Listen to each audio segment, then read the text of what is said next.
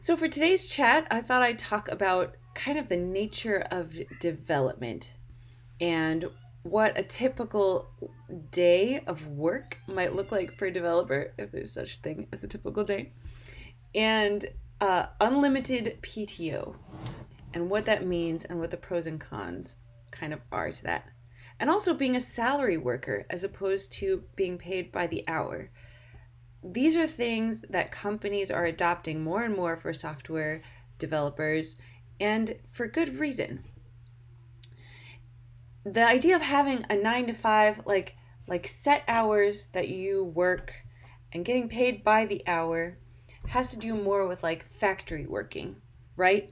Where like if you're on an assembly line and you're like sticking two things together or something, like whatever it is, like the more hours you're there, the more you're going to get done, right? You just stand there and you go ding, ding, ding, ding. Actually, that sounds kind of relaxing. It would give my brain a break. Like, what if I had one job that was like hard thinking, problem solving, and another job that was just like ding, ding, ding when I needed a break? That'd be great. That's kind of what styling is to me, actually. When I need a break from all the logic and figuring stuff out, I'm just like, well, I don't know how to do some styling. Great. Give my brain a rest. Um, so, what am I talking about? Oh, yeah. Unlimited PTO and flexible hours. So, when you are working as a developer, the idea of sitting at your computer and coding for 8 hours, it's, I think I can safely say it's literally impossible. I don't know, maybe someone could do it, but now I do have moments when I'm just on a roll. Like, I've planned it all out. I know exactly what I'm doing. It's something I've done many times before. And I feel like I'm on fire. Just, oh, yeah, that works. How about this? Oh, that works too. I mean, I love those moments. They are few and far between, definitely. Um, but most of the time is spent planning, researching, learning, debugging, figuring out configuration, updating packages, which I was doing all day yesterday, um, and other developer stuff besides coding. And the thing is, like, depending on what I'm doing, like when I'm on a roll and stuff, I can work for hours. Sure, I think I start to get tired out after about 3 hours if I'm on a roll. But like yesterday, for example, I think I made it like an hour and a half struggling through this, uh, struggling through this debugging stuff and searching Stack Overflow and all this and reading stuff before my brain was like, man, I need a break, you know? And and so kind of the freedom to take breaks when you need breaks, like to go on a walk or even to lie down for a short nap or go get a snack or whatever you need to do to give your brain that rest and rejuvenate so you can get back to it. um, Companies are realizing that developers need that freedom to in order to be more productive. Just sitting there staring at your computer is actually going to make you less and less productive, not more and more. So it's just the nature of the game for web development is very, very different. um, Now, in terms of unlimited PTO for taking time off throughout the year, that's another thing. uh, I've One of the cons of that is just it's very hazy, you know? Like, can I literally take a month off in the summer? Like a whole month? Can I literally just like take every Friday off? Can I do that? It's unlimited PTO. Why not, right? Um, on the other hand, you you might get even less than most other companies. Like if you work for a startup that's just trying to push stuff out and you're just having to work all the time if you want to keep your job and meet deadlines, right?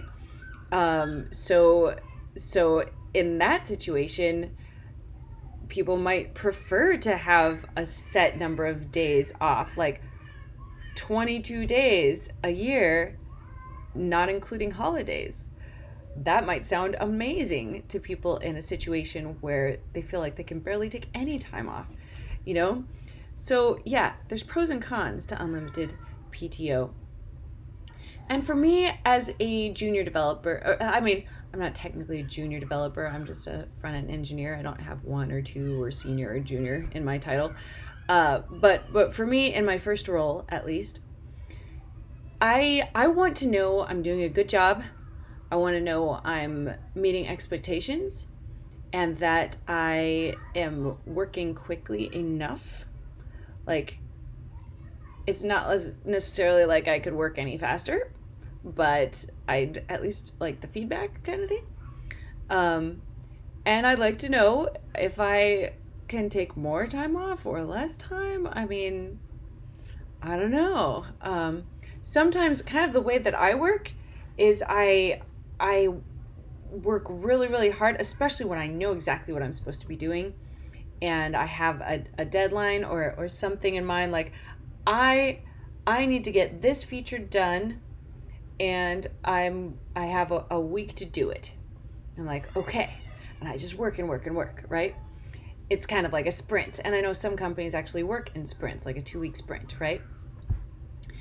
And uh, now when it's kind of more amorphous, like in between time, then I kind of do learning and maintaining and uh, tweaking and such, but I don't feel like I'm nearly as productive as when I know exactly the feature I need to do, what I need to be working on, and have a time frame in mind to do it in. So, anyway, all I'm saying is that companies are struggling with this. How can we help developers be the most productive and motivated at the same time? And at the same time, there's this other thing, which is how do we even monitor? How do we even keep track of how much work they're doing? How do we even keep track of that?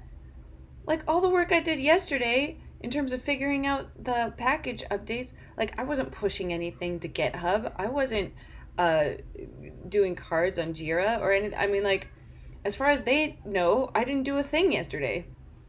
So how could they tell? I don't know.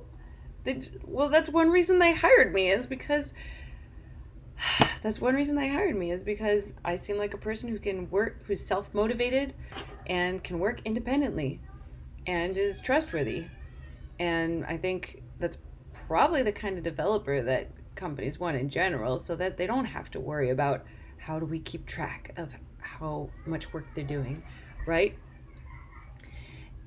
So anyway, yeah, it's kind of a strange kind of job, web development or mobile development in my case, um, and and companies are still trying to figure out what to do.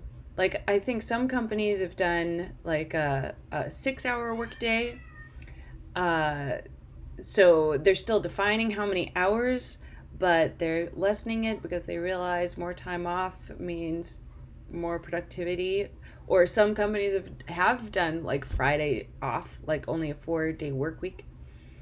It's kind of like all these different companies trying these different things. It'd be really interesting to see statistics on all this stuff, you know? The and how do you even measure productivity is the other thing. Like, how could you even get statistics on that? What increases productivity more, a 6 hour workday or 4 day work week, unlimited PTO versus remote work from home, flexible schedule versus, I mean, yeah, there's lots of companies doing lots of different things.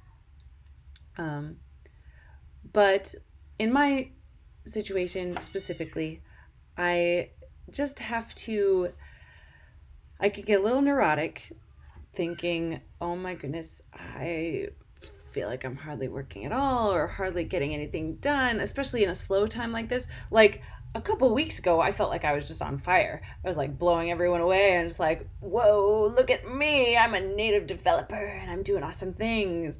And ever since I did that last push of my app and everything's working well, that should be a good thing, right? I shouldn't be disappointed by that. Like, if it wasn't working well, I could still be doing debugging and tweaking and stuff. Like, no news is good news. That means my app is actually working. It's good.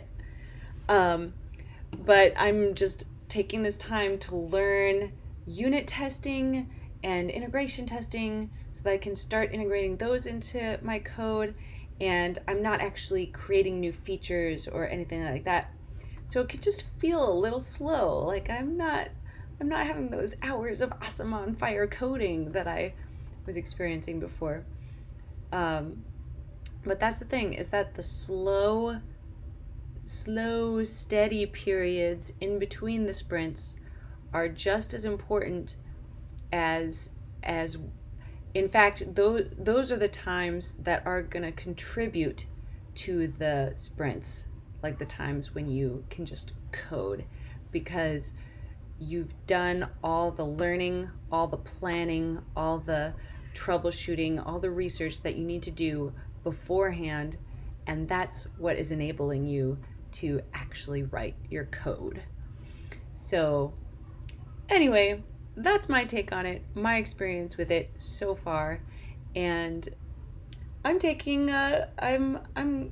gonna look forward to a little time off for Christmas and New Year's. This is good, and it'll be my 6 month my half anniversary, 6 months on the job, and the end of 2020, and yeah, this is good. It'll be very good to have that break.